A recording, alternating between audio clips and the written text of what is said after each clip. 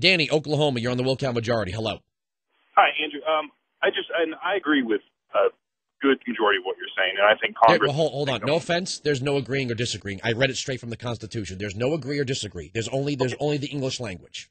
Okay, but which branch of the government is in charge of executing our laws? What does it say? It does not matter. It says crystal clear in the 14th Amendment, Congress shall have the power. That's it. There is no trigger effect for the president here. This is not like the Congress authorizes war and the president becomes commander-in-chief. There is no trigger effect. If there is, please present it to me. So where? No. I'm asking you to present it to me. What are you wanting me to present? Where is the trigger effect of presidential authority? Is it in Article 2? Do you find it in Article 2? I mean, if we have dead... So in other words, it's not there. Don't give me the ifs, the broader spectrum, the vagueness. It's not there. It is simply not there in the rule of law. It's not there. But there are debts that's it, sir. It's not there in the rule of law. It's not there. There is no authority for the president. No matter how big the problem, no matter how much you might think Republicans are acting like babies or the Senate's acting like it's herding cats or whatever it is, there is no authority for the president. If there is authority, you tell me where the president could say, here's where I'm empowered. I mean, does the president have veto power over the budget? Yeah, absolutely. He absolutely has the power to veto. That's it. I've said that before. I have never denied that the president, incumbent or past presidents, retain the veto power.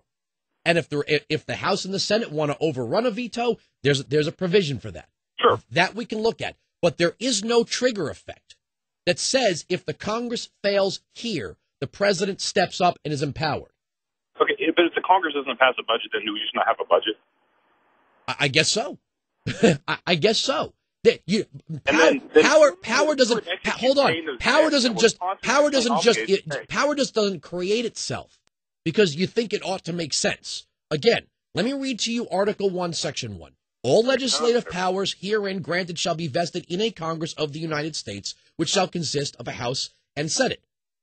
Article 1, Section 8, and I quote, the Congress shall have the power to lay and collect taxes, duties, imposts, and excises, to pay the debts and provide for the common defense and general welfare of the United States. But all duties, imposts, and excises shall be uniform throughout the United States. Again, congressional power. First enumerated power to borrow money on the credit of the United States.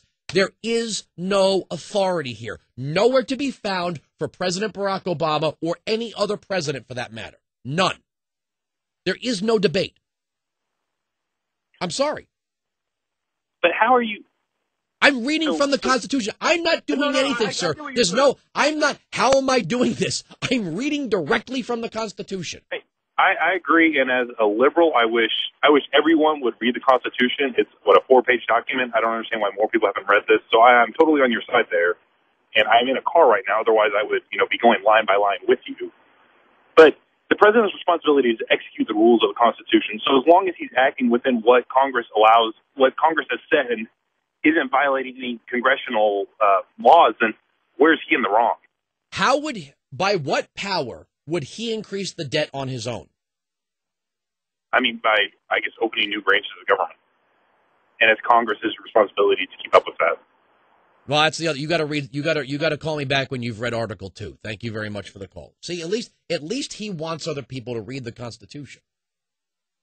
But to his question as to why more people haven't, because we pass off a class on the Constitution whereby which we give supremacy to the teacher or professor's or legal scholar's opinion. We give more weight to opinion on the Constitution than its actual wording. It's kind of like the confusion between case law precedent and legislative law. We just confuse the two. We've just accepted that the Supreme Court has interpretive powers, which it doesn't. Nowhere in Article 3 do you find an interpretive power bestowed upon the Supreme Court of the United States.